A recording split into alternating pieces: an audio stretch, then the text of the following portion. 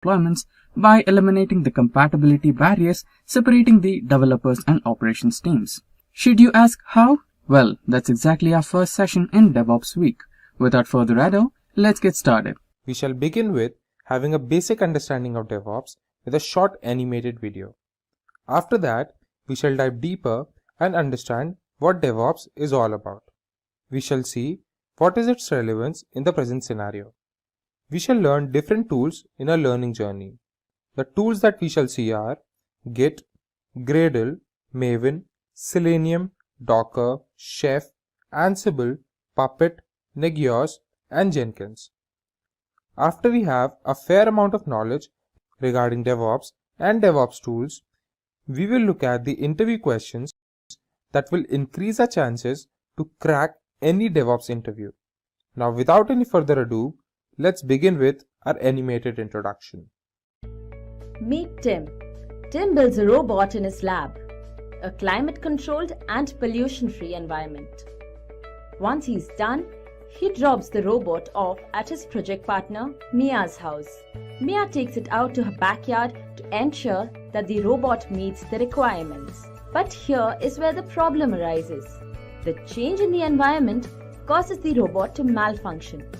Mia is now really annoyed and she has a lot to correct. And it seems to her as though Tim didn't really do much.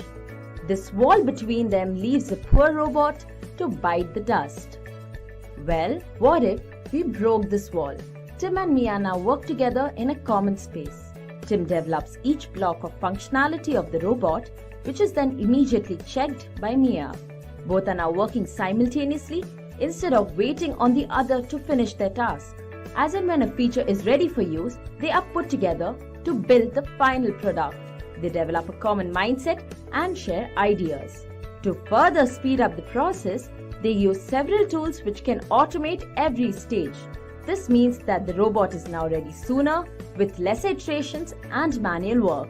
From an organization perspective, Tim would be the developer, while Mia the operations. Their union is the core of the DevOps approach. DevOps has several stages and set of tools to automate each of these stages. Let's have a look at these. Tim first puts down a plan. In terms of a software, this could mean deciding on the modules and the algorithms to use. Once he has the plan, he now codes the plan. With tools such as Git, Tim has a repository for storing all the codes and their different versions. This is called version control. Next, this code is fetched and made executable. This is the build stage. Tools such as Gradle and Maven will sort this out. Now, before deployment, the product is tested to catch any bugs. The most popular tool automating testing is Selenium. Once the products are tested, Mia must deploy it. The deployed product is then continuously configured to the desired state. Ansible, Puppet, and Docker are some of the most common tools used that automate these stages. Now, every product is continuously monitored in its working environment. Nagios is one such tool that automates this phase, and the feedback is fed back to the planning stage. And finally, we have the core of the DevOps lifecycle, the integration stage. Tools such as Jenkins is responsible for sending the code for build and test. If the code passes the tests, it's further sent for deployment. This is called continuous integration. Let's now have a look at an organization that has adopted the DevOps approach. Which of the below sequence of steps would they follow to develop a software? Leave your answers in the comment section. Keep an eye out for the right answer on the comment section or our YouTube community. Giants such as Amazon, Netflix, Target, Etsy, and Walmart have all adopted DevOps and seen a considerable increase in delivery and quality. In 2014, an hour of downtime for Netflix would cost it $200,000. It became absolutely crucial that Netflix prepared themselves for any sort of failure. And so, they took to the DevOps approach and implemented it in the most unique way. They developed a tool called the Simian Army. This tool created failures and automatically deployed them in an environment that did not affect the users.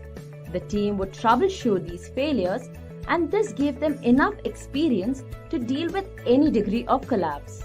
With everything being automated and happening simultaneously, organizations can now deliver at a much faster pace. So, considering the benefits of DevOps and its divergence from the traditional methods, would DevOps be the future?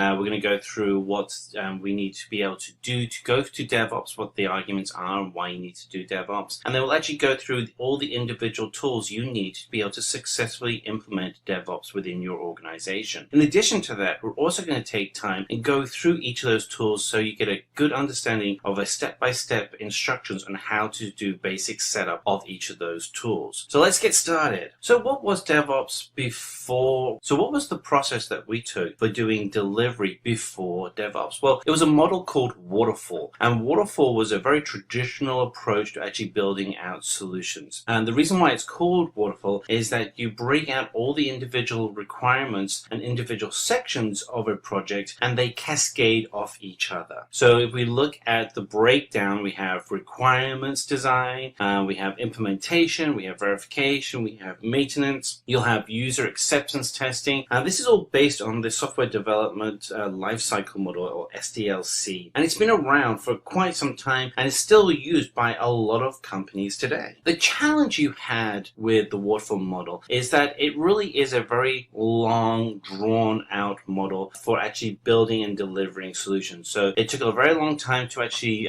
write code and then deploy the code, and it was very difficult to actually identify problems within the code and provide feedback to the development team on what to fix. And this really was a very time consuming. We're talking about months, sometimes years, for projects to actually go through a waterfall model process. So along came a new method of being able to do delivery, and it's called Agile. And the Agile approach is a way of being able to take the actual work that's done in a waterfall model and compress it down into small iterations. And what we would do is a fundamental change is that you would actually take teams that were disparate and as part of the individual cascades within a waterfall project, and you actually bring them together. So you have your requirements team person, design, developer, and release management team all together in one group working on an iteration. The great thing about Agile is that you took a process that was weeks or months or even years in length, as it was with Waterfall, and you reduce it down to 2 or 4 week sprints, depending on the cadence for your team.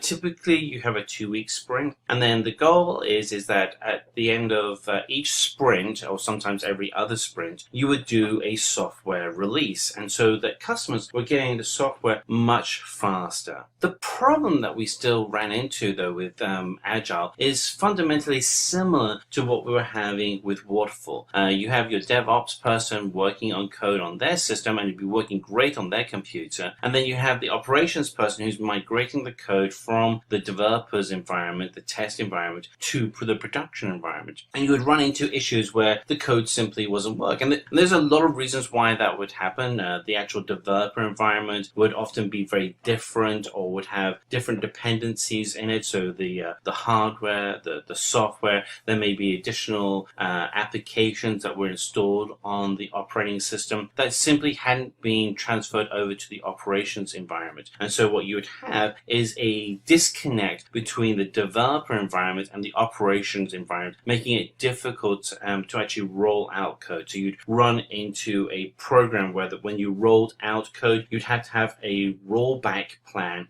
in case the code wouldn't work in production. And so each release became an event where everybody got very stressed about the actual event of releasing code because you didn't know whether it was going to work. So DevOps really looks to address and solve a lot of these problems. So the key word that you'll often hear with DevOps is continuous integration. And what that means is essentially that as a developer is working on their code is constantly being tested against not just the actual code itself with unit testing, but the environment with which it's going to be released in. And the goal from a DevOps model is that the breakdown of communication that happens with Waterfall and Agile, where developers and operations teams aren't working in the same environment is being removed, and you're able to provide a continuous and contiguous environment between the developer and the actual operating model. So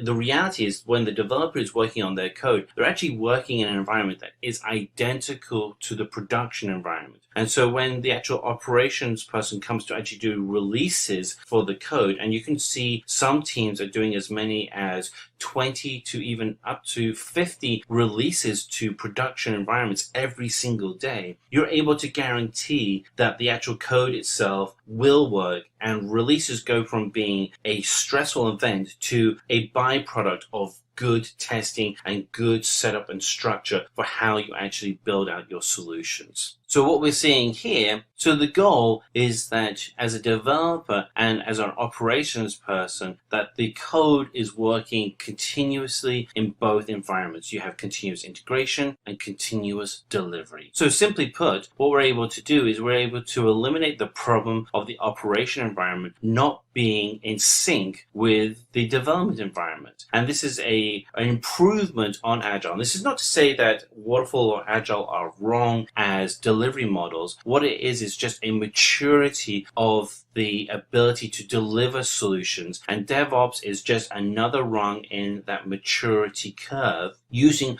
tools that are available to us now that 5-10 years ago simply weren't available. So the goal is for you as a team to move to a DevOps model where you can implement continuous releases on your software as long as you're using the tools that are available. And the good news is those tools are open source tools. So let's go through some of the benefits of why you'd want to go and use DevOps. So, essentially, what's in it for you? So over the next few slides, we're going to go through what is DevOps. We're going to go through the benefits of DevOps. So in the last few slides, you've actually seen, what is DevOps and the benefits of DevOps along with the life cycle. But we're also going to start digging into the tools that you have that are useful for DevOps. And we're going to focus in on 7 tools that can provide an end-to-end infrastructure for delivering DevOps solutions.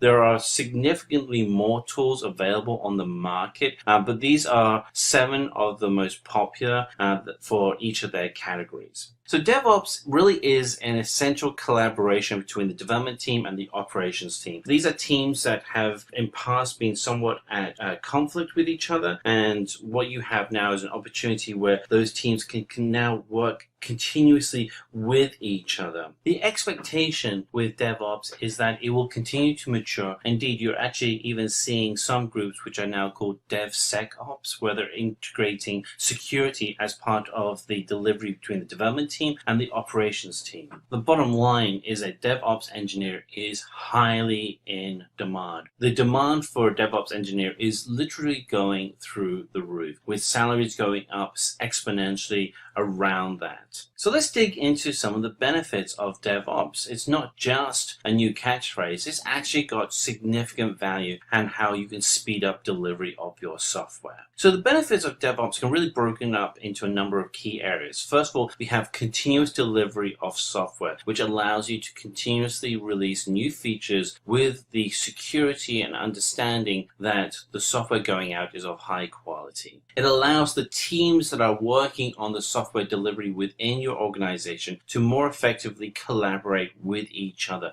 so that you're all talking from the same page and understanding of what needs to be delivered. The deployment process itself moves from being an event where there's a lot of stress and there's a lot of contingency plans to being a much easier deployment. The efficiency within the actual code that you're writing and the ability to scale up using the different tools that are available allows you to be able to bring in and scale up and reduce the teams you have running the software as needed. Errors can be fixed much earlier and more quickly and can be caught before anything gets pushed out to the production environment. And fundamentally, what we're looking for is improving the security of the actual releases. So the actual concept of security is center to all the work you're doing. And then finally, what really allows you to reduce the number of errors is that there is much less manual intervention. There is a greater reliance on scripted environments that you can actually test and validate for their security, reliability, and uptime efficiency. So let's talk a little bit about the life cycle of a DevOps. So the very first step that you'll take is to actually build out a build and test environment. And this is a continuous build and test environment. And this is managed with the first step of your source code. Once you move through that, then you're looking at continuous integration, which means that every time somebody checks in their code, they're validating that the code actually can run in the production environment. Once you've actually then passed the continuous integration and the testing that you have with your code, you're looking at continuous deployment. If the code works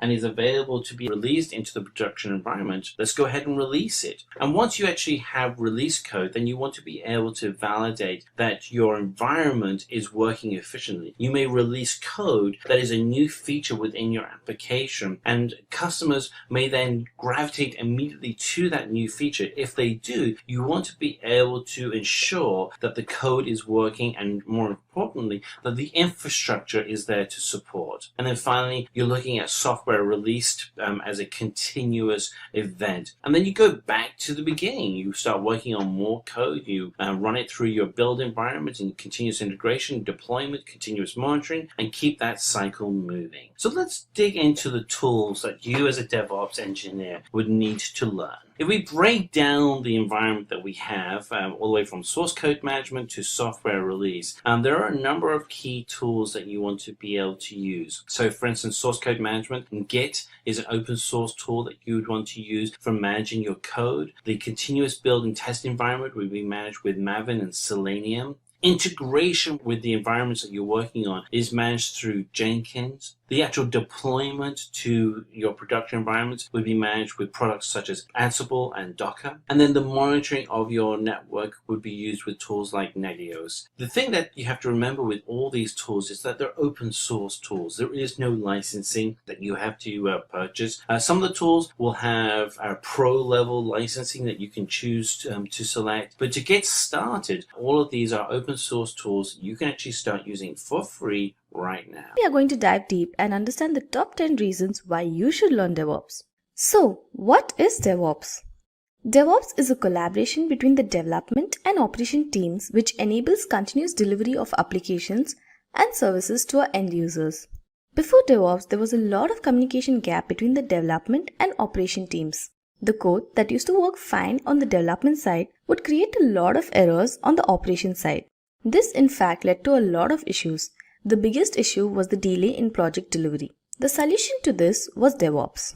In DevOps, the operation and development engineers participate together in the entire lifecycle, from the design through the development process to the delivery of the software to the end users. It enhances the process to deliver the software faster and a software of high quality. If there is any bug or error, it is fixed at the right time rather than dragging it to the last phase. Let's now look into the 10 reasons why you should learn DevOps. So, at number 10, we have technical, cultural, and business benefits of DevOps. Let me explain each benefit one by one. So first we have the technical benefits. Continuous software delivery is the most important process of delivering the software in smaller increments to ensure that the software can be released at any time. With this approach of DevOps, the team will always be ready on delivering anytime. It has the benefit of having less complex problems to fix. The code is tested at every stage and both the development and operation teams make sure that the complexity is reduced to a great extent.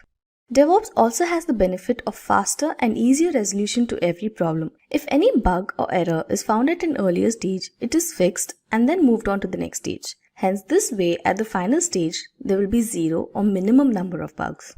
Moving forward, let's look into the cultural benefits of DevOps. The workload is divided equally between all the employees, so no individual is under the pressure to code, test, debug an entire software. This results in a team that is happy and more productive. Since DevOps is a collaboration between the development and operation teams, if any issue arises on one side, the team is always ready to help. And the employees are engaged to make sure that the software is as the end user requires and hence is delivered at the set date. DevOps helps in increasing the professional development opportunities. Finally, let's look into the business benefits of DevOps. The basic principles of DevOps, that is automation, continuous delivery, and quick feedback cycle, aim to make the software development process faster and more efficient. Being an extended version of agile methodology, DevOps ensures that the complete software development lifecycle goes smoothly. By promoting collaboration between the teams, DevOps offers continuous feedback so that the errors are fixed in time and the releases are done faster. These days, the development teams need to break down the interdepartmental constraints and collaborate, as well as communicate in a dynamic, round-the-clock environment. DevOps gives a way to improve the business agility by providing an environment of mutual collaboration, communication, and integration across the various teams in an IT organization. All the team members are responsible for meeting the quality and timeline of the software deliverables. With DevOps, organizations can improve the deployment frequency, recovery rates, and hence result in a lower failure rate. With every new release, it is possible to ensure the reliability and stability of an application. When applications perform flawlessly in the market, organizations reap the benefits of greater customer satisfaction. At the 9th position, we have work with good developers. Poor code is all too common. Sadly, users arrive at the realization when it's too late. The fact is, some developers are good at what they do, while others have poor coding skills. A team of software developers consists of excellent, good, average, and poor developers. It is important that the bad codes generated by many developers need to be stopped, else it may increase the production time. DevOps helps in reducing the bad code limits, as the bad code cannot go to the next phase until it is fixed. Also, a team member who is terrible at coding could be good at any other different roles and vice versa. Retasking team members earlier in the process prevent wastage of time and resources. So, in this way, DevOps eliminates bad developers and ensures that the team comprises of good developers. Next, at 8th position, we have increased efficiency.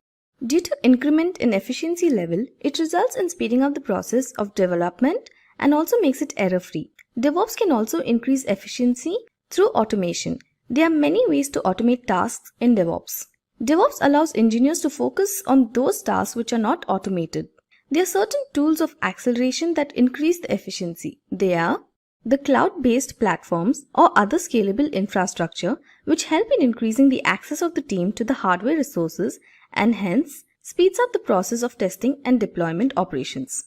With the use of build acceleration tools, the code compiles faster. There may be a process that helps in embedding parallel workflows into the continuous delivery chain so that the delays are avoided. Moving on, at 7th position, we have a better organizational culture. With the help of DevOps, there has been an improvement in software development. The development and operation teams are more focused on performing together rather than having separate goals. The team is more focused on production. If both the teams are combined, it will result in innovative ideas in a very efficient and effective manner. There is improved collaboration and communication between the team members. DevOps facilitates better understanding among the team members, and this understanding increases worker morale. Next, at the 6th position, there is faster release of software. It is true that DevOps makes the process of software development agile, hence it leads to the timely release of the software. Companies can quickly study the behavior of users and incorporate the changes to come up with a better product. This, in turn, helps the organization to stay competitive. There is a reduction in rollbacks and failure rates regarding deployment and the time that is taken to recover with better products. DevOps reduces the time for cycles of development and also ensures a faster rate of innovation. At position 5, we have better knowledge of software delivery lifecycle. Once you get to know about DevOps, you will get a lot of information about the software delivery lifecycle. It is divided into main phases like planning, analysis, design, implementation, testing and integration, and maintenance. In the plan phase, initially there should be a plan for the type of application that needs to be developed. Getting a rough picture of a development process is always a good idea. In analysis, a detailed study of requirements is done to check whether all the requirements are available or not. The list of all the requirements like human resources, hardware, software required to accomplish this project successfully will be clearly analyzed and listed out here. In the design phase, the whole project is divided into modules, each module into sub-modules by drawing some diagrams using unified modeling language. A pseudocode will be prepared at this phase. In the implementation phase, the application is coded as per the end user requirements. Coder now has the task to do the coding. Developers will develop the actual source code by using the pseudocode and following the coding standards. The testing and integration phase is the most important step of the application development. Here, the application is tested and rebuilt if necessary. The multiple modules of codes from different programmers are finally integrated into one. Then finally, the application is developed and delivered to the end users. The final phase is maintenance. Once the client starts using the developed software, then the real issues start coming up. In this stage, the team is required to fix the issues, roll out new features, and refine the functionalities as required. At the fourth position, we have boost product quality. The concept of DevOps does not allow mistakes in the stage of methodology. When both the operation and development stages are done correctly with no errors, then it will result in a release of better and improved product qualities. This leads to a cleaner, more efficient code and hence increases the software quality with each release. The DevOps process brings better quality to the development process and reduces the chances of unplanned work. At the third position, we have exposure to trending technologies and advanced tools. DevOps works with a variety of tools. Few of them are Nagios, Chef, Docker, Git, Selenium, Puppet, Kubernetes, Ansible, and many more.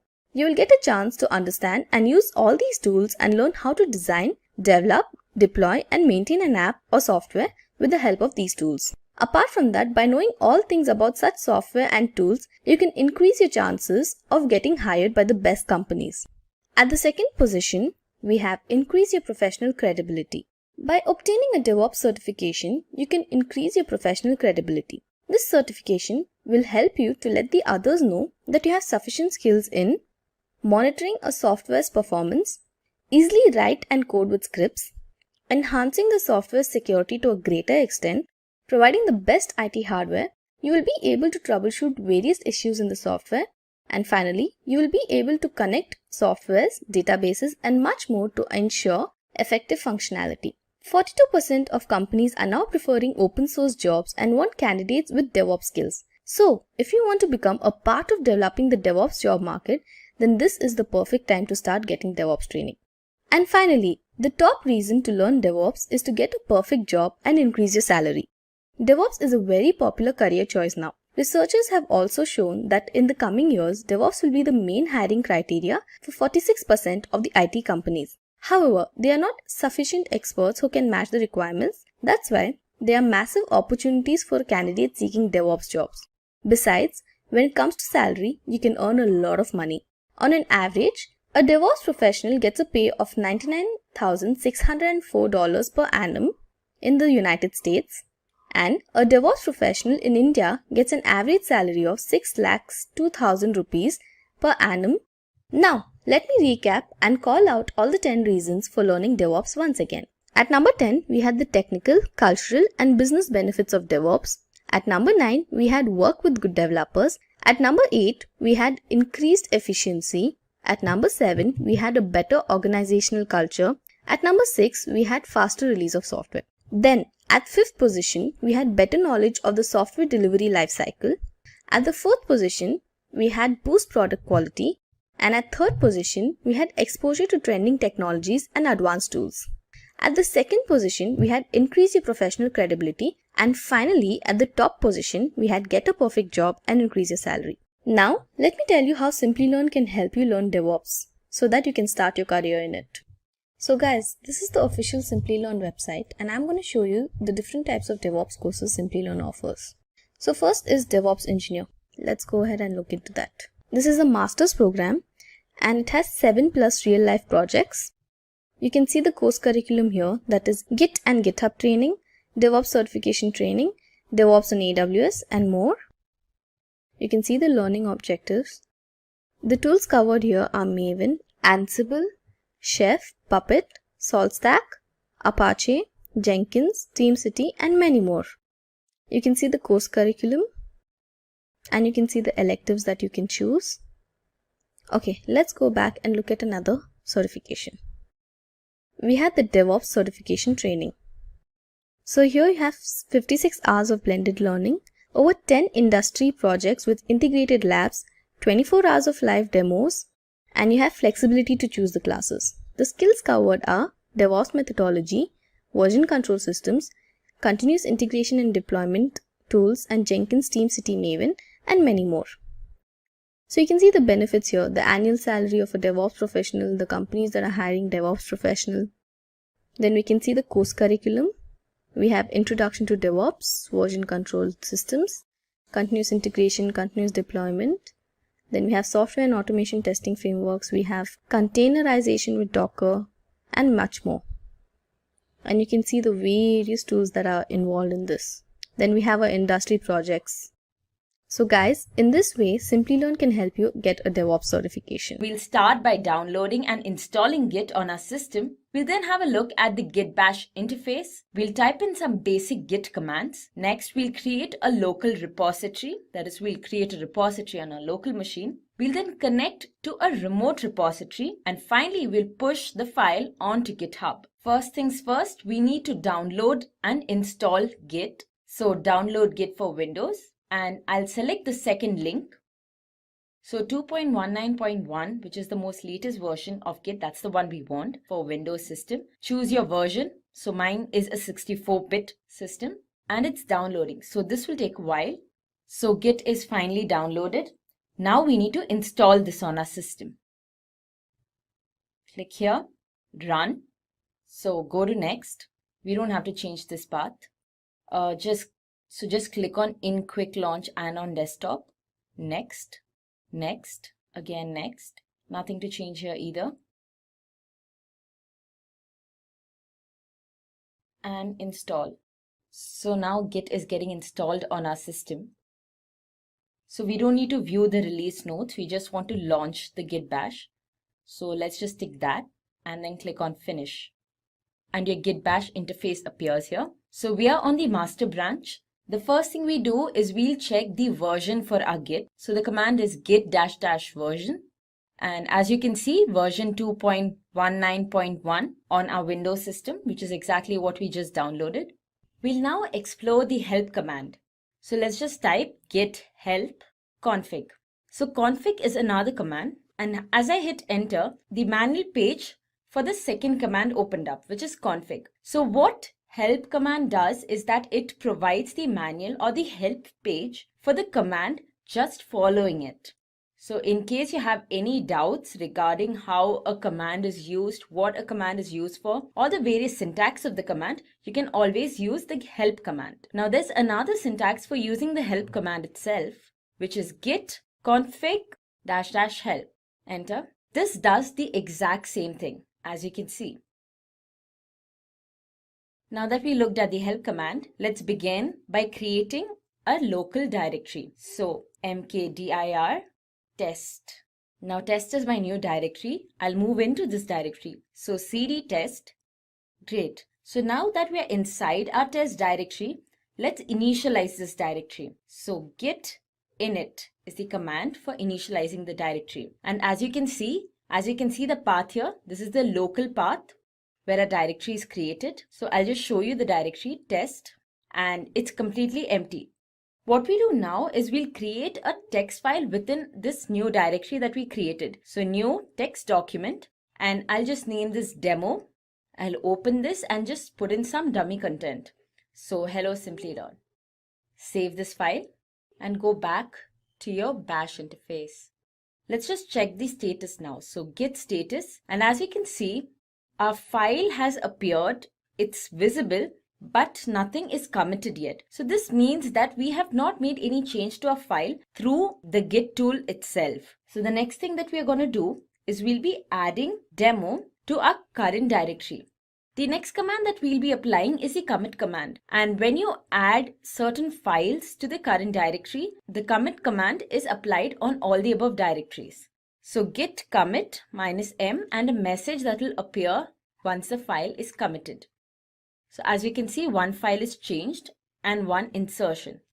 I'll just clear the screen. Next thing we need to do is we need to link our Git to our GitHub account. So the command for doing that is git config global user.username. And this will be followed by our username. So let me just show you my GitHub account. So this is my GitHub profile and my username is simplylearn-github. So guys, before you begin this procedure, just make a GitHub account. Type in my username here, simplylearn-github, and enter. And there you go. Our Git is successfully linked with GitHub. Next thing we do is we'll just open our GitHub and we'll create a new repository. Give a repository name. So I'll name it test_demo and create repository. Great. So our repository is created. This is our remote repository. What we do next is just copy the link and then go back to your Bash interface. Now we need to link our remote and our local repository. So git remote origin and then paste the HTTP link.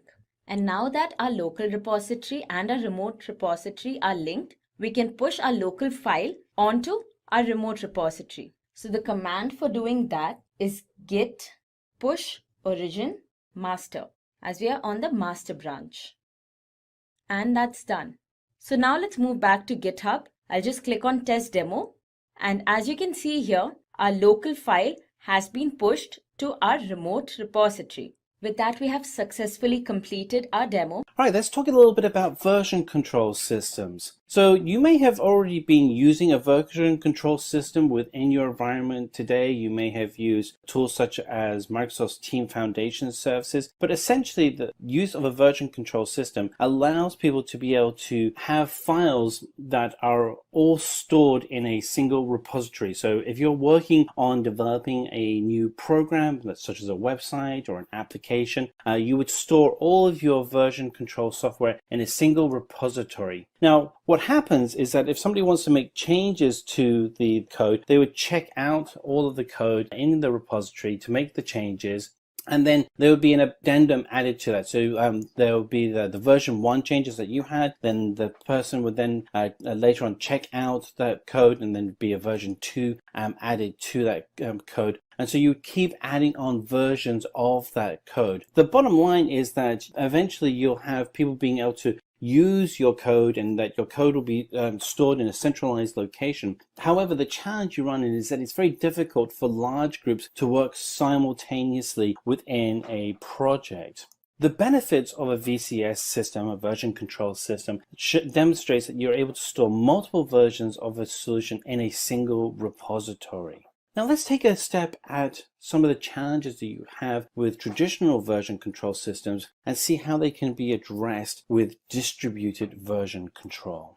So in a distributed version control environment, what we're looking at is being able to have the code shared across a team of developers. So if there are 2 or more people working on a software package, they need to be able to effectively share that code amongst themselves, so that they constantly are working on the latest piece of code. So a key part of a distributed version control system that's different to just a traditional version control system is that all developers have the entire code on their local systems, and they try and keep it updated all the time. It is the role of the distributed VCS server to ensure that each client, and we have a developer here, and developer here, and developer here, and each of those are clients, have the latest version of the software, and then that each person can then share the software in a peer-to-peer like approach. So that as changes are being made into the server of changes to the code, then those changes are then being redistributed to all of the development team. The tool to be able to do an effective distributed VCS environment is Git. Now, you may remember that we actually covered Git in a previous video, and we'll reference that video for you. So we start off with our remote Git repository, and people are making updates to the copy of their code into a local environment. That local environment can be updated manually and then periodically pushed out to the Git repository. So you're always pushing out the latest code changes you made into the repository. And then from the repository, you're able to pull back the latest updates. And so your Git repository becomes the kind of the center of the universe for you. And then updates are able to be pushed up and pulled back from there. What this allows you to be able to accomplish is that each person will always have the latest version of the code. So what is Git? Git is a distributed version control tool used for source code management. So GitHub is the remote server for that source code management, and your development team can connect their Git client to that remote hub server. Git is used to track the changes of the source code and allows large teams to work simultaneously with each other. It supports a non-linear development because of thousands of parallel branches and has the ability to handle large projects efficiently. So let's talk a little bit about Git versus GitHub.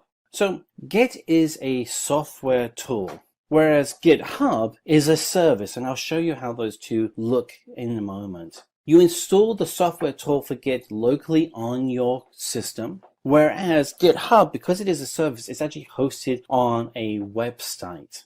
Git is actually the software that's used to manage different versions of source code, whereas GitHub is used to have a copy of the local repository stored on the service, on the website itself. Git provides command line tools that allow you to interact with your files, whereas GitHub has a graphical interface that allows you to check in and check out files. So let me just show you the two tools here. So here I am at the Git website, and this is the website you would go to download the latest version of Git. And again, Git is a software package that you install on your computer that allows you to be able to do version control in a peer-to-peer environment. For that peer-to-peer environment to be successful, however, you need to be able to store your files in a server somewhere. And typically, a lot of companies will use a service such as GitHub as a way to be able to store your files. So Git can communicate effectively with GitHub. There are actually many different companies that provide similar service to GitHub. GitLab is another popular service, but you also find that development tools such as Microsoft Visual Studio are also incorporating Git commands into their tools. So the latest version of Visual Studio Team Services also provides this same ability. But GitHub, it has to be remembered, is a place where we actually store our files and can very easily create public shareable, is a place where we can store our files and create public shareable projects. You can come to GitHub and you can do a search on projects. You can see at the moment I'm doing a lot of work on blockchain, but you can actually search on the many hundreds of projects here. In fact, I think there's something like over 100,000 projects being managed on GitHub at the moment. That number is probably actually much larger than that. And so if you are working on a project, I would certainly encourage you to start at GitHub to see if somebody's already maybe done a prototype that they're sharing, or they have an open source project that they want to share that's already available in GitHub. Certainly if you're doing anything with Azure, you'll find that there are thousands, 45,000 Azure projects currently being worked on.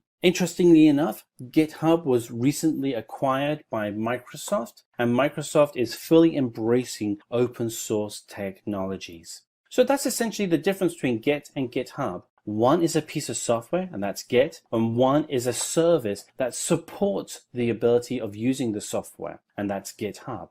So let's dig deeper into the actual Git architecture itself. So the working directory is the folder where you are currently working on your Git project. And we'll do a demo later on where you can actually see how we can actually simulate each of these steps. So you start off with your working directory where you store your files, and then you add your files to a staging area where you are getting ready to commit your files back to the main branch on your Git project. You want to push out all of your changes to a local repository after you've made your changes, and these will commit those files and get them ready for synchronization with the service, and will then push your services out to the remote repository. An example of a remote repository would be GitHub. Later, when you want to update your code, before you write any more code, you would pull the latest changes from the remote repository so that your copy of your local software is always the latest version of the software that the rest of the team is working on. One of the things that you can do is, as you're working on new features within your project, you can create branches, you can merge your branches with the mainline code. You can do lots of really creative things that ensure that A, the code remains at very high quality, and B, that you're able to seamlessly add in new features without breaking the core code. So let's step through some of the concepts that we have available in Git.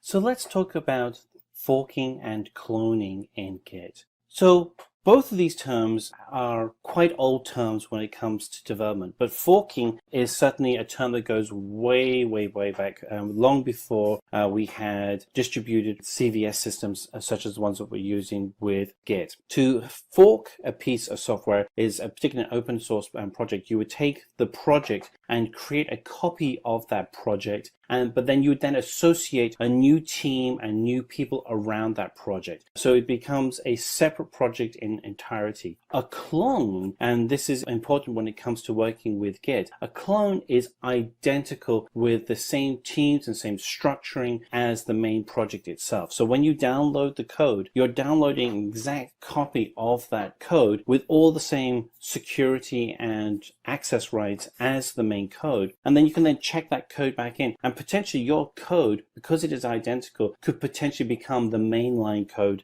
in the future. Now, that typically doesn't happen. Your changes are the ones that merge into the main branch, but you do have that potential where your code could become the main code. With Git, you can also add collaborators that can work on the project, which is essential for projects particularly where you have large teams. This works really well when you have product teams where the teams themselves are self-empowered. You can do a concept what's called branching in Git. And so say, for instance, you are working on a new feature. That new feature and the main version of the project have to still work simultaneously. So what you can do is you can create a branch of your code so you can actually work on the new feature, whereas the rest of the team continue to work on the main branch of the project itself. And then later you can merge the two together. Pull from remote is the concept of being able to pull in services, software the team is working on from a remote server. And Git rebase is the concept of being able to take a project and re-establish a new start from the project. So you may be working on a project where there have been many branches and the team has been working for quite some time on different areas, and maybe you kind of losing control of what the true main branch is. You may choose to rebase your project. And what that means though is that anybody that's working on a separate branch will not be able to branch their code back into the mainline branch. So going through the process of a Git rebase essentially allows you to create a new start for where you're working on your project. So let's go through forks and clones. So you want to go through the process. So you want to go ahead and fork the code that you're working on. So let's use this scenario that one of your team wants to go ahead and add a new change to the project. The team member may say, yeah, go ahead and create a separate fork of the actual project. So what does that look like? So when you actually go ahead and create a fork of the repository, you actually go and you can take the version of the mainline branch, but then you take it completely offline into a local repository for you to be able to work from. And you can take the mainline code and you can then work on a local version of the code separate from the mainline branch. It's now a separate fork. Collaborators is the ability to have team members working on a project together. So if someone is working on a piece of code and they see some errors in the code that you've created, none of us are perfect at writing code. I know I've certainly made errors in my code. It's great to have other team members that have your back and can come in and check and see what they can do to improve the code. So to do that, you have to then add them as a collaborator. Now you would do that in GitHub. You can give them permission within GitHub itself. It's really easy to do, super visual interface that allows you to do the work quickly and easily. And depending on the type of permissions you want to give them, sometimes it can be very limited permissions. It may be just to be able to read the files. Sometimes it's being able to go in and make all the changes. You can go through all the different permission settings on GitHub to actually see what you can do. But you'll be able to make changes so that people can actually have access to your repository, and then you as a team can then start working together on the same code. Let's step through branching in Git. So suppose you're working on an application, but you want to add in a new feature. And this is very typical within a DevOps environment. So to do that, you can create a new branch and build a new feature on that branch. So here you have your main application on what's known as the master branch. And then you can then create a sub branch that runs in parallel, which has your feature. You can then develop your feature and then merge it back into the master branch at a later point in time. Now, the benefit you have here is that by default, we're all working on the master branch. So we always have the latest code. The circles that we have here on the screen show various different commits that have been made so that we can keep track of the master branch and then the branches that have come off which have the new features. And there can be many branches in Git. So Git keeps the new features you're working on in separate branches until you're ready to merge them back in with the main branch. So let's talk a little bit about that merge process. So you're starting with the master branch, which is the blue line here. And then here we have a separate parallel branch, which has the new features. So if we're to look at this process, the base commit of feature B is the branch. F is what's going to merge back into the master branch. And it has to be said there can be so many divergent branches, but eventually you want to have everything merge back into the master branch. Let's step through Git rebase.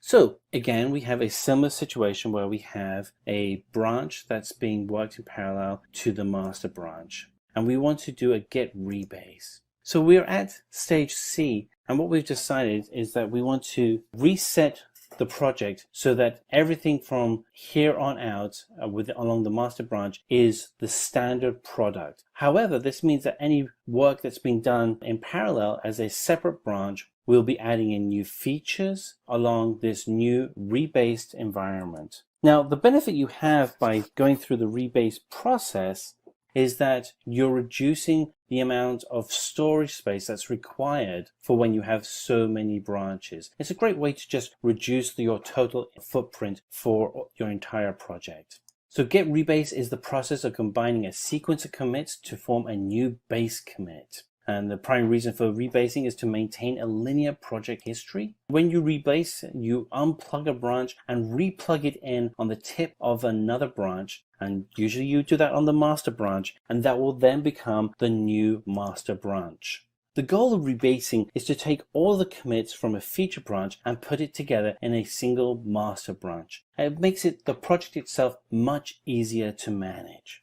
Let's talk a little bit about pull from remote. Suppose there are two developers working together on an application. The concept of having a remote repository allows the two developers will be actually then checking in their code into a remote repository that becomes a centralized location for them to be able to store their code. It enables them to stay updated on the recent changes to the repository because they'll be able to pull the latest changes from that remote repository so that they are ensuring that as developers, they're always working on the latest code. So you can pull any changes that you have made to your forked remote repository to your local repository. The command to be able to do that is written here, and we'll go through a demo of how to actually do that command in a little bit. Good news is if there are no changes, you'll get a notification saying that you're already up to date. And if there is a change, it will merge those changes to your local repository and you get a list of the changes that have been made remotely. So let's step through some of the commands that we have in Git. So Git init initializes a local Git repository on your hard drive. Git add adds one or more files to your staging area. Git commit -m commit message is a commit changes the Git command, commits changes to head up. So the Git command commits changes to your local staging area. Git status checks the status of your current repository and lists the files you have changed. Git log provides a list of all the commits made on your current branch. Git diff views the changes that you've made to the file. So you can actually have files next to each other and you can actually see the differences between the two files. Git push origin branch name, so the name of your branch command, will push the branch to the remote repository so that others can use it. And this is what you would do at the end of your project. Git config git-global username will tell Git who you are by configuring the author name, and we'll go through that in a moment. Git config global user email will tell Git the author of by the email ID. Git clone creates a Git repository copy from a remote source. Git remote add origin server connects the local repository to the remote server and adds the server to be able to push to it. Git branch and then the branch name will create a new branch for you to create a new feature that you may be working on. Git checkout and then the branch name will allow you to switch from one branch to another branch. Git merge branch name will merge a branch into the active branch. So if you're working on a new feature, you're going to merge that into the main branch. A git rebase will reapply commits on top of another base tip. And git rebase will reapply commits on top of another base tip. And these are just some of the popular Git commands. There are some more, but you can certainly dig into those as you're working through using Git. So let's go ahead and run a demo using Git. So now we are going to do a demo using Git on our local machine and GitHub as the remote repository. For this to work, I'm going to be using a couple of tools. First, I'll have the deck open as we've been using up to this point. The second is I'm going to have my terminal window also available. And let me bring that over so you can actually see this. And the terminal window is actually running Git Bash as the software in the background, which you'll need to download and install. You can also run Git Bash locally on your Windows computer as well. And in addition, I'll also have the GitHub repository that we're using for Simplilearn already set up and ready to go. All right, so let's get started. So the first thing we want to do is create a local repository. So let's go ahead and do exactly that. So the local repository is going to reside in my development folder that I have on my local computer. And for me to be able to do that, I need to create a drive in that folder. So I'm going to go ahead and change the directory. So I'm actually going to be in that folder before I actually create and make the new folder. So I'm going to go ahead and change directory. And now I'm in the development directory. I'm going to go ahead and create a new folder. And that's gone ahead and created a new folder called Hello World. I'm going to move my cursor so that I'm actually in the Hello World folder. And now that I'm in the Hello World folder, I can now initialize this folder as a Git repository. So I'm going to use the git command init to initialize, and that's going ahead and initialize that folder. So let's see what's happened. So here I have my Hello World folder that I've created, and you'll now see that we have a hidden folder in there which is called .git. And we expand that, we can actually see all of the different subfolders that Git repository will create. So let's just move that over a little bit so that we can see the rest of the work. And now if we check on our folder here, we'll actually see this is users Matthew development hello world.git, and that matches up with hidden folder here. So we're going to go ahead and create a file called readme.txt in our folder. So here is our hello world folder, and I'm going to go ahead and using my text editor, which happens to be Sublime, I'm going to create a file, and it's going to have in there the text hello world, and I'm going to call this one readme.txt.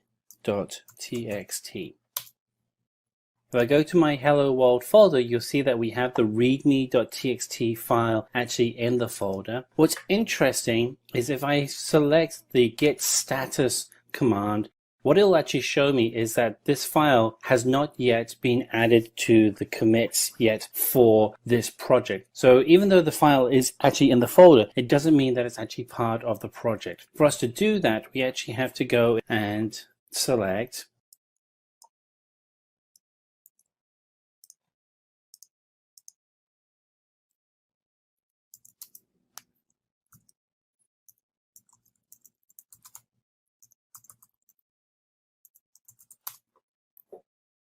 For us to actually commit the file, we have to go into our terminal window, and we can use the git status to actually read the files that we have there. So let's go ahead and use the git status command, and it's going to tell us that this file has not been committed. You can use this with any folder to see which files and subfolders haven't been committed. And what we can now do is we can go and actually add file. So let's go ahead and we're just going to select git add, so the git command is add readme.txt. So that then adds that file into our main project, and we want to then commit those files into the main repository's history. And so to do that, we'll hit the git command commit, and we'll do a message in that commit, and this one will be first commit, and it has committed that project. What's interesting is we can now go back into README file, and I can change this, so we can go hello Git. Git is a very popular version control solution, and we'll save that. Now what we can do is we can actually go and see if we have made differences to the README text. So to do that, we'll use the diff command for Git.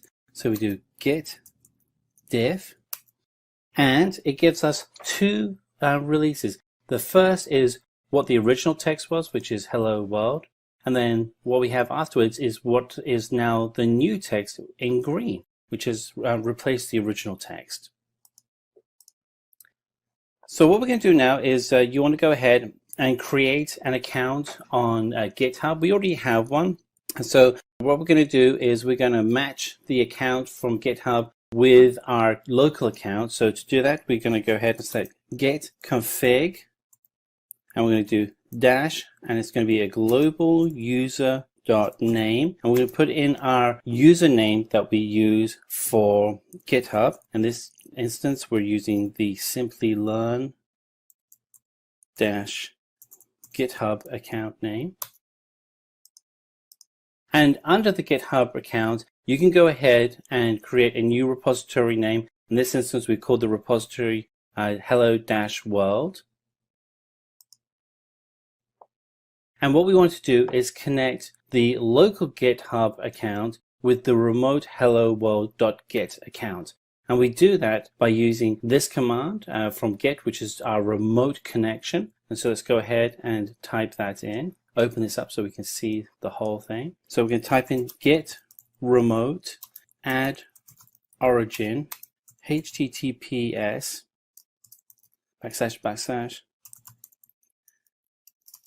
github.com/world.git. That creates the connection to your Hello World account. And now what we want to do is we want to push the files to the remote location using the git push command. Commit git push origin master.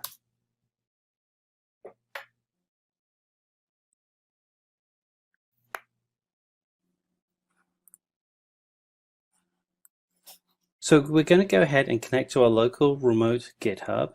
So I'm just going to bring up my terminal window again. And so let's select git remote add origin, and we'll connect to the remote location github.com/simply-learn-hello-world.git.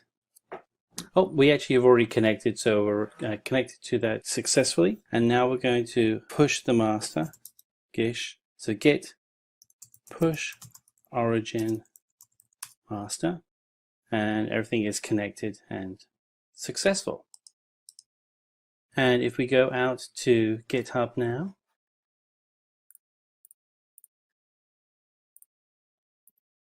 we can actually see that our file was updated just a few minutes ago.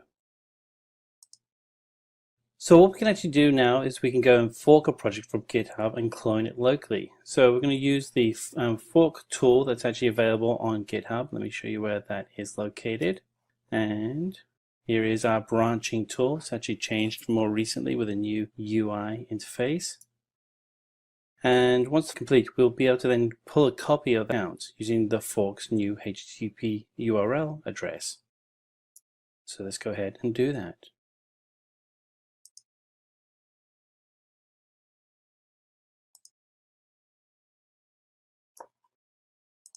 So we're going to go ahead and create a fork of our project. Now, to do that, you would normally go in, when you go into your project, you'll see that there are fork options in the top right-hand corner of the screen. Now, right now, I'm actually logged in with the default primary account for this project. So I can't actually fork the project because I'm working on the main branch. However, if I come in with a separate ID, and here I am, I have a different ID, and so I'm actually pretending I'm somebody else, I can actually come in and select the fork option and create a fork of this project. And this will take just a few seconds to actually create the fork. And there we are. We have gone ahead and created the fork.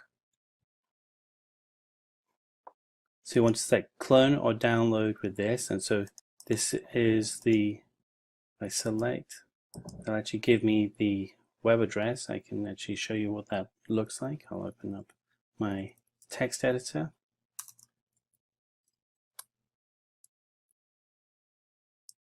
Oops, that's not correct.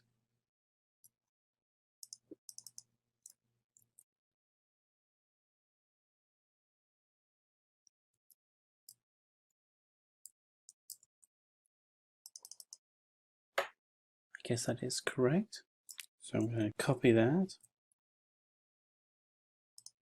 And I can fork the project locally and clone it locally. I can change the directory, so I can create a new directory that I'm going to put my files in and then post in that content into that folder. So I can now actually have multiple versions of the same code running on my computer.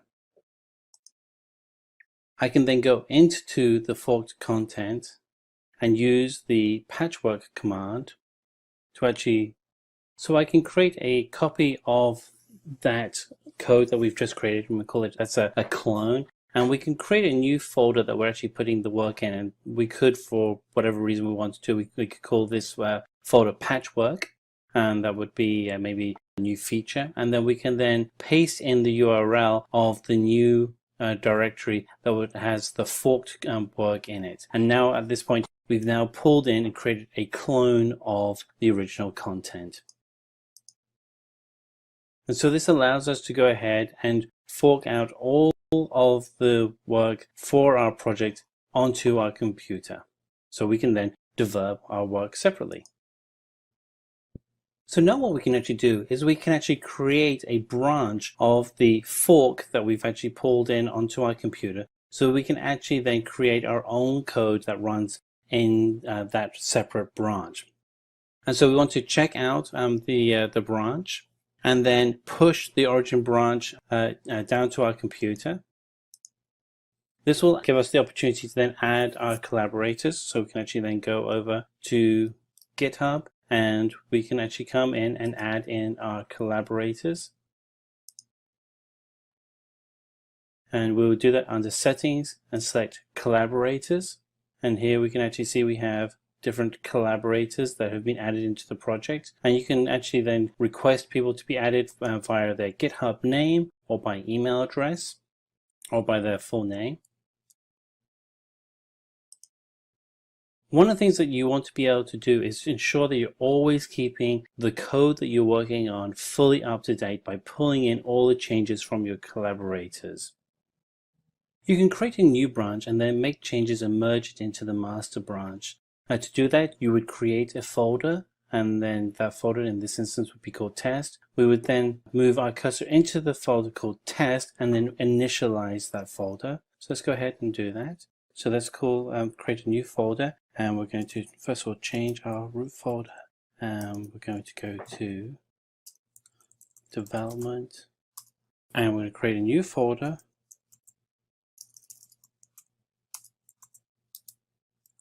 Call it test, and we're going to move into the test folder, and we will initialize that folder, and we're going to move some files into that test folder.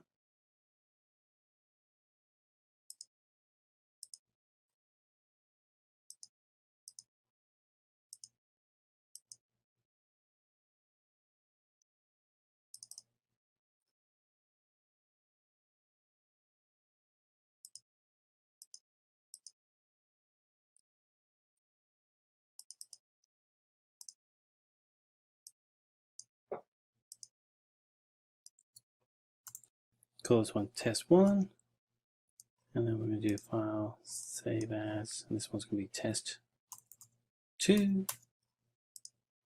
And now we're going to commit those files. Git add, git add, and then we'll use the dot to pull in all files, and then git commit -m files committed.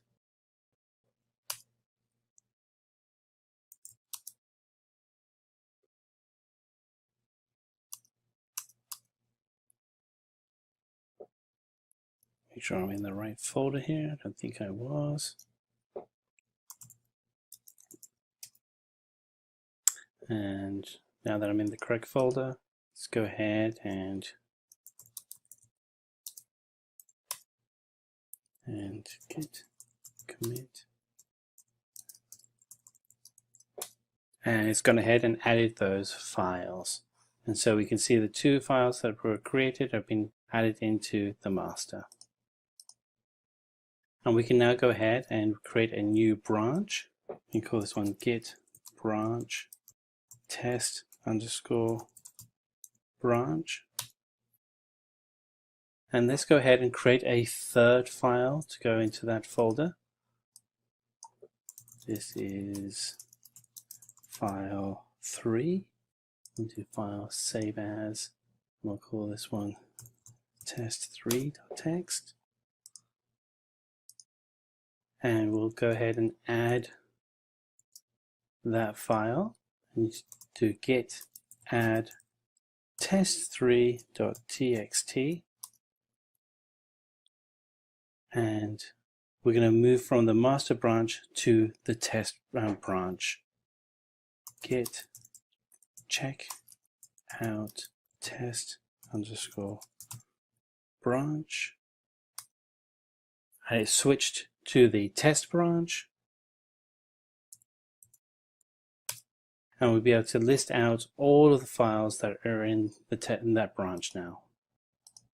And we want to go through and merge the files into one area. So let's go ahead and we'll do git merge test underscore branch, and it's, well, we've already updated everything, so that's good. So otherwise it would tell us what we would be merging. And now all the files are merged successfully into the master branch. There we go, all merged together. Fantastic. And so what we're going to do now is move from master branch to test branch. So git checkout test underscore branch. And we can modify the files, the test3 file that we took out, and pull that file up.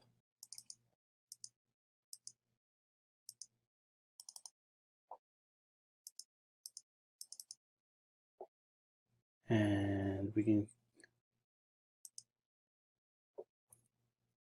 now modify.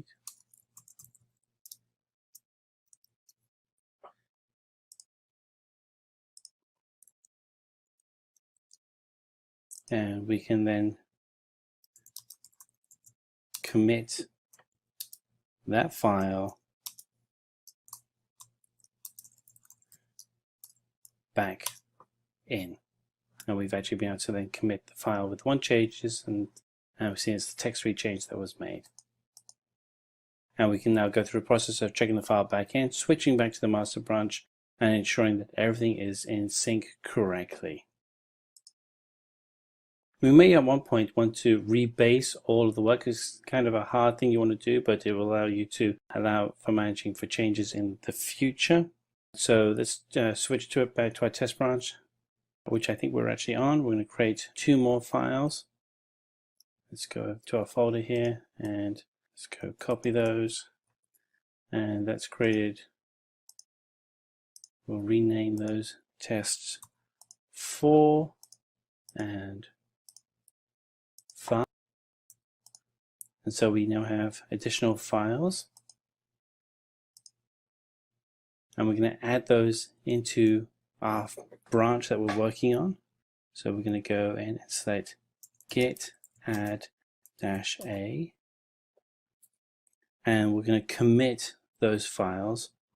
Git commit -a -m, adding 2 new files, and it's added in the 2 new files. So we have all of our files now. We can actually list them out, and we have all the files that are in the branch. And we'll switch then to our master branch. We want to rebase the master. So we do git rebase master, and that will then give us the command that everything is now completely up to date. And we can go git checkout master to switch to the master account. This will allow us to then continue through and rebase the test branch and then list all the files so they're all in the same area. So let's go git rebase test underscore branch, and now we can list, and there we have all of our files listed in correctly. Choose from over 300 in-demand skills and get access to 1,000 plus hours of video content for free. Visit SkillUp by Simplilearn. Click on the link in the description to know more. Now we will be talking about that how exactly we can make use of Maven here in performing various kind of operations, whether it's a build, compilation, various kind of stuff there. So let's talk about it, why exactly we use Maven here. Now Maven is something which is a kind of a build tool which is there for most of the Java-based projects here. So this tool also helps us in building up the source code by downloading some couple of dependencies. These dependencies are something which is being configured by the developers, which a developer feels that the project is dependent on, and he requires those dependencies to be downloaded. So this tool is specifically used to build and manage any kind of a Java-based project, whatever the complexity of the topic or the project is there. So this tool will be able to handle that particular requirement or that project. So it simplifies the day-to-day work of a Java developer and helps them in their projects for performing daily to daily activities. Right now, Maven also helps us in getting the specific jar files for each and every project. So if you are going, you can pretty much make a jar file, var file, or ER file, any kind of a package mechanism you can follow for your Maven there. So to download the dependencies, we don't have to actually go to the official website of each and every software. You can easily get it, the dependencies of each and every third-party binaries on the mvnrepository.com. This is a website which is present, on which if you visit, you will be able to download the dependencies which is required by your project or by your specific project over here. So it totally depends on how exactly you want to download and you want to get together a specific repository over here. So mvnrepository.com is the one. If you visit, you will be able to download and go through all the jar files, dependent jar files as in dependencies which you require for your current project. Right, so now what exactly is a Maven all about? So let's see on that part. So Maven is a popular open source build tool which is developed by the Apache group, and the primary ownership of this tool is to build, publish, and deploy several projects at once. Maven is written in Java, and it can be used to build projects written in C#, Scala, Ruby, etc. So apart from Java, these are the different programming languages or the tools which is supported by the Maven here for performing the build activity. So the tool is used for build and management of any kind of a Java-based project. It simplifies the day-to-day work of a Java developer and helps them to automate most of the compilation or build perspective tasks on the projects. Right. Now Maven is a kind of a BOM-based project, so it also known as a project object model, and it focuses on simplification and standardization of the building process. In the process, it takes care of all the followings here, omitted and standardized here. So all these particular mechanisms can be followed as such over here, so that we can have a good standards and the simplifications implemented as such here. Now in this one we are going to talk about that how we can work on Maven installation on Windows and Ubuntu platform here. So first of all, we'll do it on the Windows platform here, and we'll see that how the installation really works. So for this one, I will be doing the installation into my local system. Now before even going for Maven, Maven is a kind of a build tool which is available there, primarily for performing any kind of build automation for the Java based projects. Now since it's used for Java, we also require the JDK installation onto our system. So for that, both of the installations we will be covering over here, and we'll see that how the installation really works as such over here.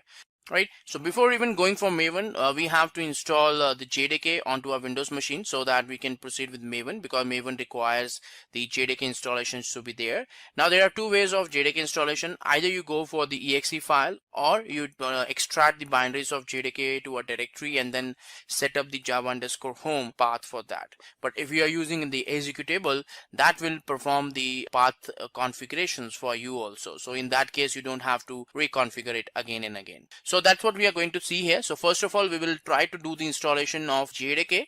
So for that, we'll go to the website of JDK, and then we have to click on this one to access the Maven installations part here. So that's what we are going to do. So let's proceed, and let's open the Chrome and try to go through these two URLs so that we can do the installations one by one. So here I have to just search for JDK 8 download. So it will show me the URL for oracle.com. So here you will get the JDK for the different platforms, for different operating systems. Now here what you can see here that you have the configurations in which you have the JDK installation. So we have to So here I'll go for the Windows 64 version, because that is something I will be using to do the installation. So this is the complete executable link. So here you can download. So we are downloading the SDK U251. So just search for Windows 64. Yeah, this is the one. So let me click on this one. Let me quickly log into the web page. So once the login is done, you will be able to see that it's trying to download the exe file. So that was for the JDK, for the Java.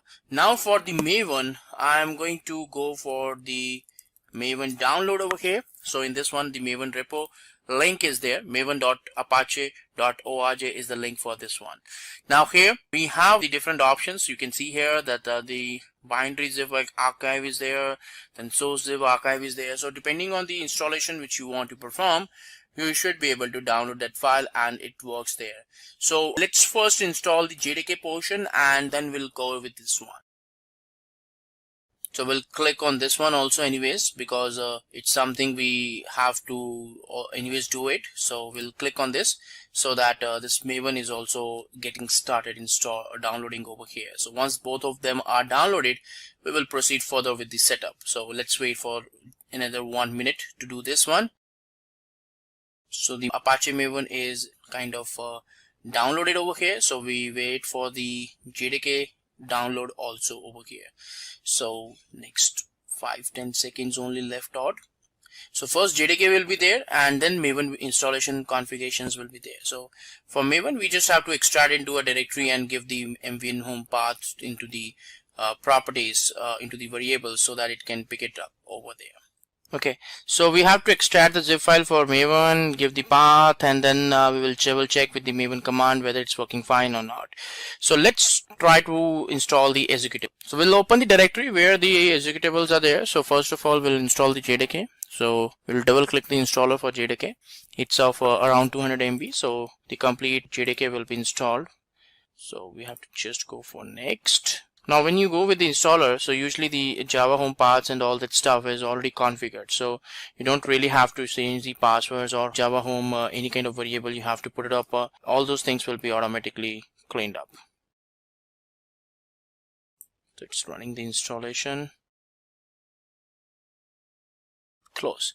So then we have to extract the Maven. So we have to extract this directory, because here the Maven complete executables and libraries are there. So we just have to extract it and place into a directory so that we can further on use it and access the path. So once the access is done, yep, so this is done there.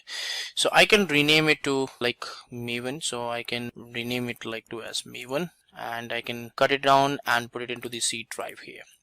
Now this is the Maven home path which is going to be there, right? So all I have to do is that I have to close this one and this one and this one and this. So what we have to do is that we have to really go to the system properties so that we can extract it. So I'm going to open the system properties over here. Properties. Now here the advanced system settings. Now in this one we will be setting up the paths, so environment variable will go. Now here if you scroll down you will see all the different paths which is available there as such over here.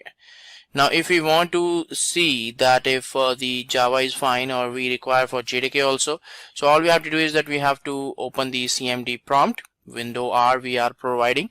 So using the window R I'm opening the run window where I can say like CMD. Now in this CMD I'm going to say like Java hyphen version. So Java is there, so which means that we don't have any problem as such. Now I'll just go here and set up a new one called mvn_home. So here the same path, so you can browse for directory also, but I am using the mvn home over here in this one. Now I have just added that, and in the path variable in the last we have to actually add the bin directory also, so that whenever we run the mvn command, so that should also be resolved. So mvn_home is not the only variable which you will be configuring. In fact you will be configuring the path variable also, that you can go ahead and put up a new directory entry for the cmd here. So cmd till the cmd directory you will go there, and whatever the executable is there you should be able to resolve that. So for that again you have to open the window R, CMD prompt, Java version, and then you can run mvn version here. When you run the mvn version, it will let you know that which particular Java runtime you are using, 1.8.0_251. That's the same one which we have configured. And it also let us know that where exactly the executable is there, and we can now proceed further with the execution of the Maven build. So you just have to check out your source code or go to the directory where source code is there, and you can run the mvn clean install. So that will ultimately go for the build process. So this is the way that how we can do the installation of Maven on the Windows platform. Now since this is done, now we will go ahead with the second installation where we are going to do the installation of Maven and JDK onto the Ubuntu machine. So for that we will log into the particular cloud lab of Simplilearn LMS. So let's log into the LMS here. So now we are going to do the installation of JDK and Maven on the Ubuntu virtual machine here. So for that we will log into the LMS. So let's log into that. So this is the LMS over here. Here I have already started the lab here. So all I have to do is that I have to just click on this link here. So it will open the lab into a new tab. It's a GUI mode of Ubuntu server, so which we will be using to configure it. So here first of all I can open the Chrome browser also. So let me open the browser here so that I can download the Maven executables as such over here. So JDK we can do it using the package installation. So using the apt executable we will be doing the installation. So I have to just open the terminal here. So once the terminal is opened, you have to log in through the root ID. Now why we require root ID? So that we should be able to do the package installations and other configurations. So that requires root access. Now once that is done, you have to run the particular app update command. Next you have to install the installer. So the Oracle installer we have to install. Now once the setup is done, so let's install the latest package over here for Oracle-Java 14 installation. So this will install the JDK 14 over here. So for that configurations. Now at the same time we'll go for Maven download also. So here we'll go for download Maven. So this is the tar file for executable. So I'm going to copy this URL here, and over here we'll say yes. So now the Java should be configured and should be set up over here in this one. So what we really need to do is that we need to run the Java command to see that if the installation is done properly or not. So let's open the terminal again, another terminal, so that I can perform the steps related to Maven. So I have got the URL, so I'm going to the OPT directory, which is always an optional directory where we can do the setup and all those configurations. So I'm going to run the wget command and then the URL which I have downloaded. So this should download the tar file over here of Maven. Now once that is done, so I have to extract it. So tar-xvzf and the tar file name. This is a tar gunzip file, so I have to use tar-xvzf parameter over here to extract it. Now what exactly I have got the Apache Maven directory over here, so I'm going to rename it.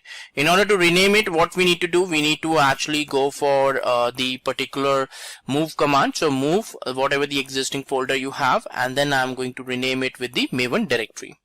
Now once that is done, I'm going to the Maven directory, and this is the path or Maven_home path which is available as such over here in this one. So here all the bin directories, executables, all this stuff is there. So now I can use it like mvn_home and the same configuration just like we did in the Windows. So here also the same process we have to follow. So Java version should be let me know that which version is deployed. So 14.01 version is deployed over here. So for Java, I don't have to set up the path again here because I'm using for the installer, so I don't have to set up the path, right? So for Maven, now what exactly I have to do, I have to go to the etc profile D. Now here I'm going to put up a particular file. Now here you can see that we have the JDK file here, which means that the path variables and everything is configured as such over here. So you can see that Java_home, path, all these variables are copied here. So I'm going to also create a same file similar to this one here, but in this case what I'm going to use it that I'm going to remove some of the values. So I'm going to have some of the parameters added. So in order to do it effectively, I can do the echo command so that I can copy the things from here and I can simply put it up into the file here. So I'm going to have the path variable added up over here. Now why I'm putting up the path, because it's the same configuration which we did over there also. So opt/maven/bin. So all the bin directories should be added to the specific path variable. So I'm just trying to create a file called maven.sh. Just like a jdk.sh over here, I'm also creating similar kind of file over here called maven.sh. Now I'm not going in the VI mode or other editors because I just want to make you understand that how I'm copying it, the content. I'm taking the jdk.sh as a reference and putting up the details over here in this one. And then I'm going to export mvn_home over here, which is related to like opt/maven. So this is what we are going to put up over here, and then Maven. In the end, Maven, this is the file which you should be having. Now why we are using it? Because of the fact that it's being used, or it will be utilized in such a way that you can perform the changes or whatever configurations you want to perform. This will help you to set up the certain paths like a path and mvn home so that you can run these scripts as such over here. So I'm going to give the executable permissions to this one, and that's it. So now what exactly I have to do is that I have to do the source here, profile.d maven. Once that is done, I will be able to run the mvn-version over here, and the JDK part is already open, so it's going to refer to that part. So this is the way that how we configure the Maven and the JDK specifically on the Ubuntu virtual machine. So pretty much that's it for this demo. In this demo, we primarily talked about that how we can do the installation of JDK and Maven on Windows, and how we can do the similar task on the Maven on the Ubuntu virtual machine also here. Hello everyone, welcome to this demo. In this demo, we are going to talk about it how exactly we can do the installation of Maven on the Mac operating system. So here we are going to talk about it how we can do for a specific setup where we can do for the installation of Maven in a Mac operating system. So let's see. So there are two ways of doing the installation here. First is through the brew executable on the Mac. Now this brew utility on Mac is just like apt or yum utility, which is present in most of the environments or most of the platforms here. But here we are using this brew to do the installation of Maven on the Mac operating system. And again, next one is just a particular mechanism where you should be able to have the setup, like you can download the binaries from the Apache website, and then you can export the m2_home and the path variable so that you can start using the Maven executable.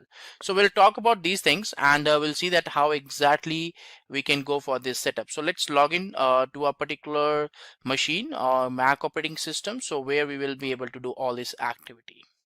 So this is the Mac system which we have here. Now in this one, what we are going to do is that we are going to open the terminal.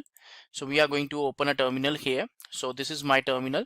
So usually in Mac, you don't require any other mechanism. So the inbuilt terminal is more than sufficient for doing the stuff, because it's similar to a Linux based platform here. So I'm going to run the command here. So first of all, I'll just double check that if my brew executable is working fine. So I'll just run the brew help command to see that if my brew is working fine as such over here in this one. Now I have the command called brew install. So that is a command which we need to use. Now in this one, we have to actually give the specific package which we want to install. So we will say like brew install Maven. So it will download the specific executables on the system. From the website, it will download the Maven executables. So it will take some time, but ultimately it's trying to download it and the particular tar file. So you can see here that it's downloading 3.6.3 tar file over here. So I can see that the installation is done. So the 3.6.3 version should be installed over here.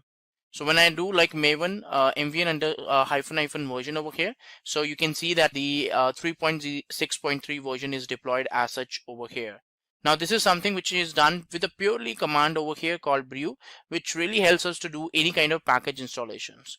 Not only Maven, other packages also can be installed pretty much with the help of this executable.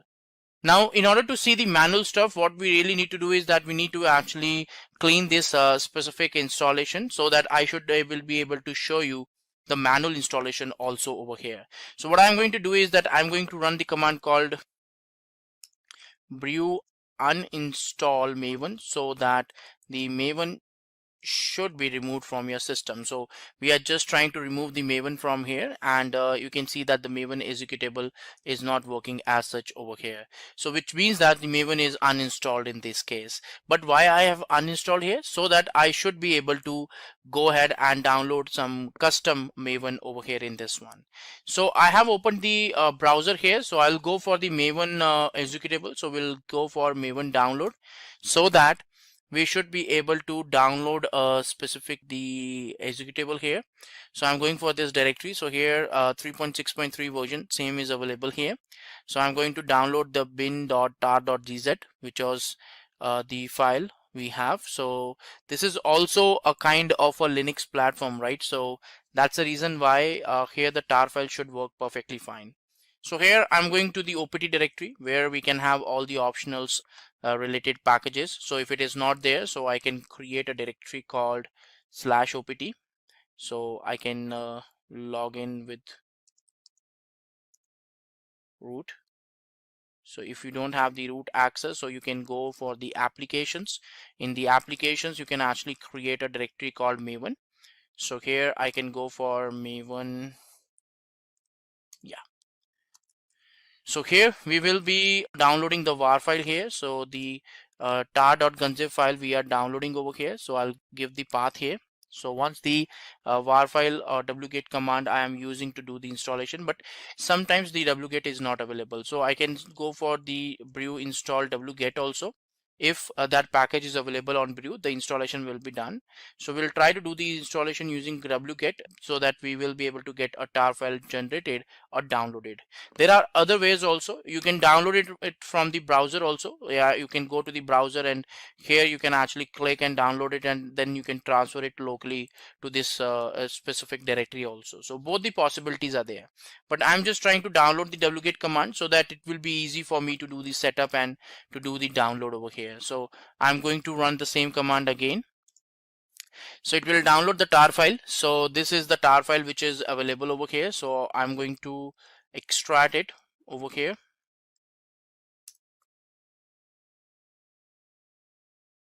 So once the extraction is done, so I'm going to rename it like to Apache Maven, so that I should not have any kind of versioning or these kind of parameters over here. And the Apache dot Maven hyphen this tar file I'm trying to remove as such over here. So this is what I have got as an end result over here. Now this is the current directory in which I have these applications and these setups going forward over here. So if I run the mvn hyphen version command, so that will not be giving me any kind of output over here, because still I have extracted the tar file, but that is not, the activity is not complete. I have to exactly set up some environment variables so that I should be able to run this mvn command. So what I really need to do over here is that we have to export certain variables.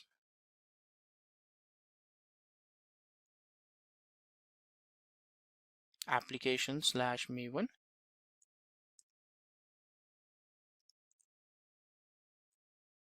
Apache Maven. So this is the home directory which I'm trying to configure over here. And then next thing is that path variable. So I'm going to have, we are going to catenate the path variable with the folder. So I'm going to have the folder structure here. So the bin directory we have to provide. So I'm going to copy here and paste, and then I'm concatenated with the bin here. So now my environment variables are established. So my mvn hyphen version command, as you can see here, is that it's being picked up over here, but it's saying that the particular Java runtime is not available. So I can go for Java brew install Java. So that should be enough there to install a Java package there. So you can see that it says that it's already installed, so and up to date. So that's the reason why it's not able to do the installation. So I'm going to reinstall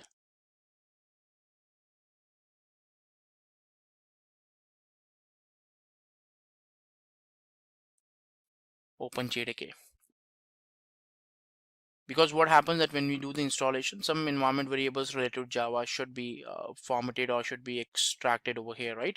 So as you can see that here it's saying that if you want to really use the executable of Java, you have to concatenate the path like this. So let's run that, and then we can see that the particular executable of Java will also be find out over here. So Java hyphen version showing that yes, it's available there. And now my command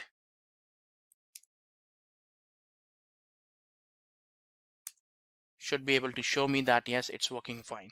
The JDK was already installed, but the problem with that is that since it's installed into a particular location, so you have to actually override your path value so that you should be able to see in that directory and find out the Java executable. So that I have got by doing the deinstallation. I got the command over there in the output saying that this is the installation which is done, and now you just have to extract, or you have to just put that path directory into the specified path variable, and that's how you got the Maven and Java both command lines working over here. So this is how you will be doing the Maven installations all together, how the overall installation of Maven and the JDK really works on Mac operating system. Now what exactly is a Maven repository all about? So Maven repository is something which is kind of a directory, or it's kind of a location where we have all the jar files packaged all together in a single location. So depending on the software which you want to download, the dependent jar files can be downloaded from there. So the metadata refers to the POM files relevant to each project here. This metadata is what allows Maven to download the dependencies. Now there are three types of repositories from where we can download the dependencies. The first one is the local repository, second one is the remote repository, and the third one is the central repository. So these are the primary three types of repositories which is available there for a specific Maven over here. So whatever repository you want to follow, you want to access, you can pretty much access it and you can go with that. Right now, The local repository will be primarily present onto your PC. That's the way that how it's present there. And the particular remote repository is something which you can store on any remote machine or remote server. And the central repository is something which you can have it onto the internet. So usually the central repositories is something in which we can actually host our different kind of dependencies and the jar files over there. So local repository on the machine of the developer where the project material is saved. So all the particular dependencies jar file will be available on your local machine. Remote machine is the location where you can actually store all your particular dependencies, from where you can download these dependencies whenever you require it. So this repositories work similar to the central repository. Whenever anything is needed from the remote repository, it's first downloaded into your local repository and then it will be utilized. So if you feel that the dependency is something which is not there in the local, it will be first downloaded from the remote repository and then it will be utilized or will be referenced onto the local machine there. And central repository refers to the Maven community repository there, where you will be able to see each and every dependency present on that repository.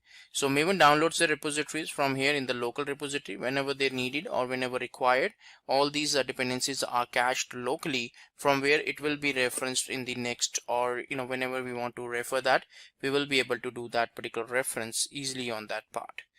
So this is the way that how the three particular repositories or Maven repositories really helps us for performing various kind of automations as such here.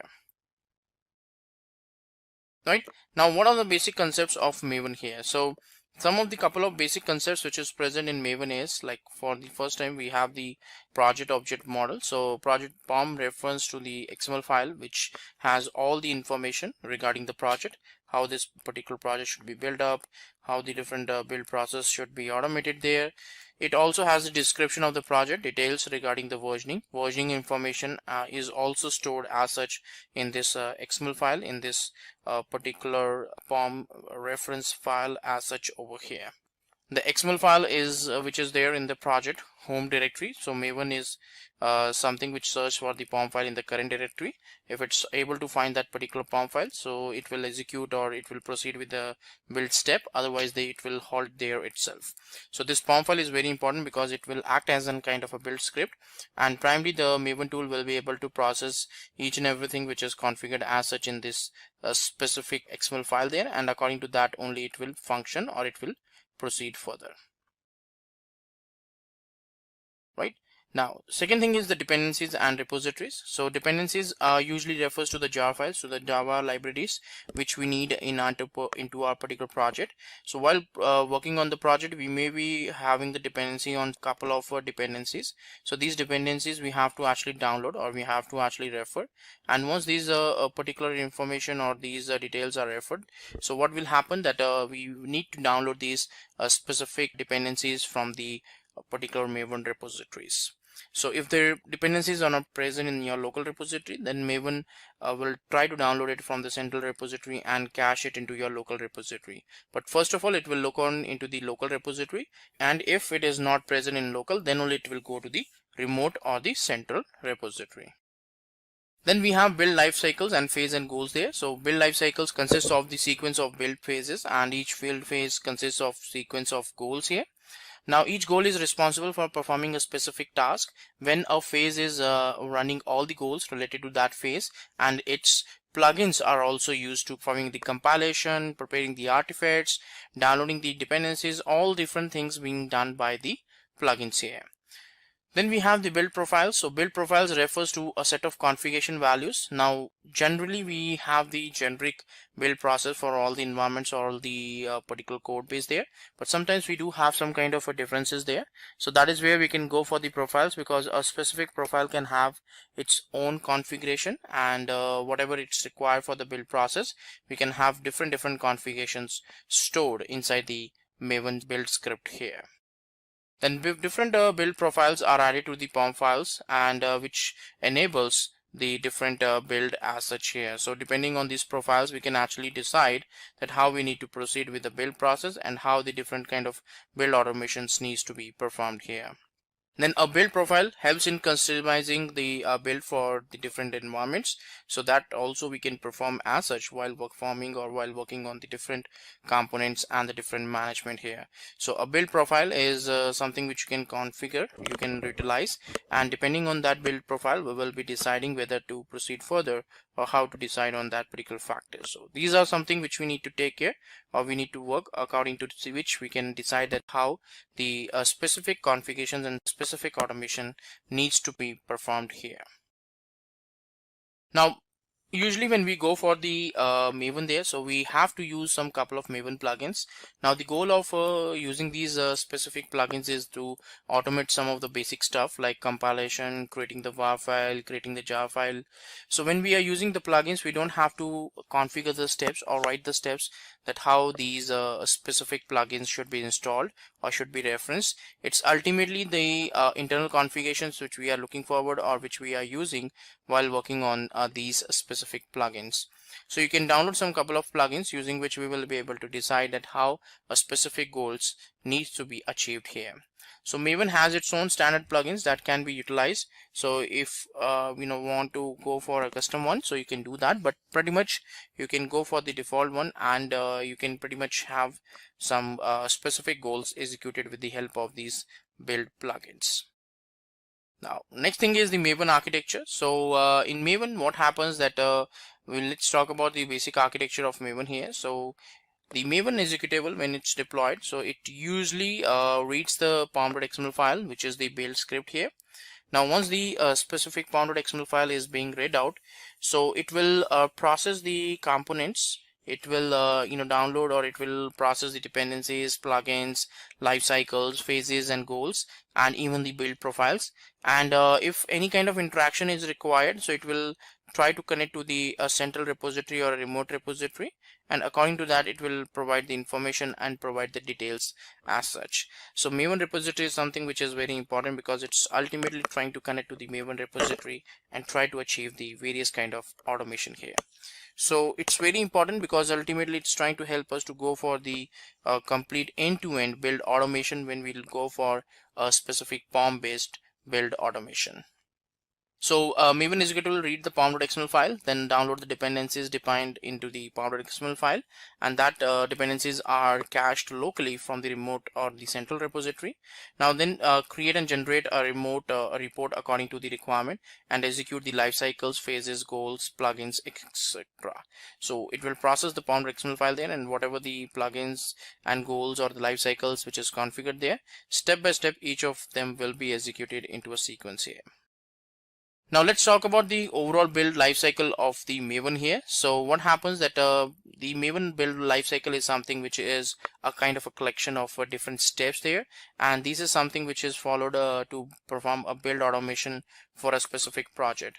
So that there are pretty much 3 steps which is being done. So first one is the default, so it handles the project deployment there. Second, handles the project cleaning, which is a clean there, and then we have site, so it handles the creation of the project sites documentation there.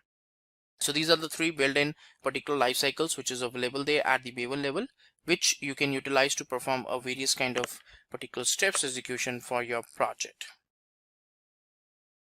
Right, so the build cycle has the different build phases or stages there, because when we are performing a build, a variety of things needs to be performed over here. So the first one is the compile, then test compile is there. So compilation is there for the source file, and test compile is there for the test cases. Test will execute the test cases, package will package the bundle. Then we have the integration test to run the integration test cases. Then we have the verify, then install goal is there, and the last one is the deploy, which is there to deploy the artifacts to the artifact tree. So all these things are the different phases and the stages which is being followed as per a specific build here. So during these builds, these are the different phases and the stages which we normally follow for performing the build automation. Now what is the exactly advantage of a specific Maven here? So that is something which we need to talk about, that how the particular automation needs to be done, or how we can actually go for the configurations where we feel that yes, we want to perform or we want to take certain benefits out of the implementation of Maven here. So for that, what happens that we have to see that the various kind of benefits. The first one is that Apache Maven helps manage all the processes there, such as building, documentation, releasing, and distribution in project management here. So the tool simplifies the process of project building. It increases the performance of the project and the building process altogether. And the task of downloading jar files and other dependencies is also done automatically.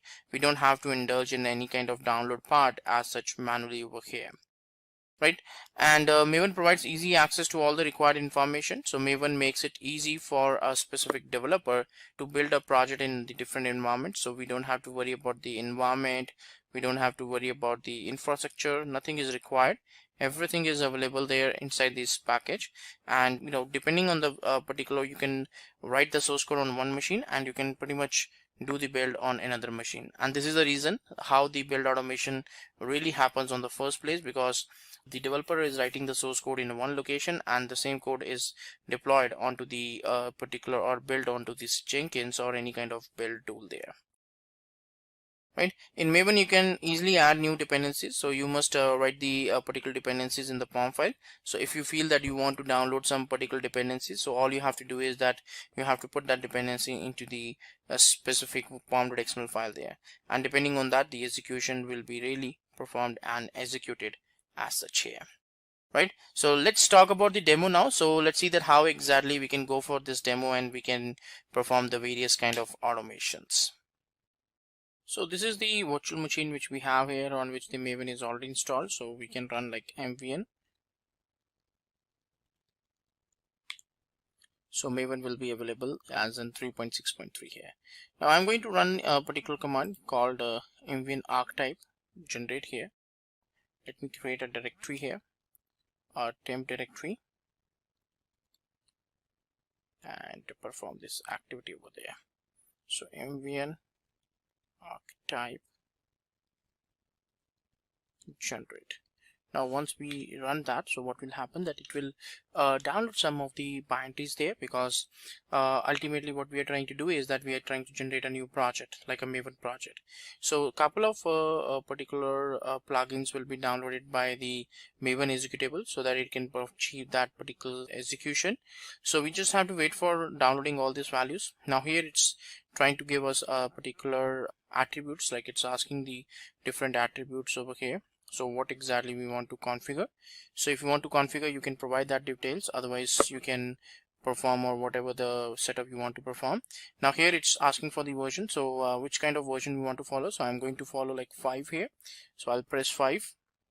Then a group ID which is there, so it's basically a kind of a group mechanism, so I can say like com.simplylearn. So that's the value which I'm providing here.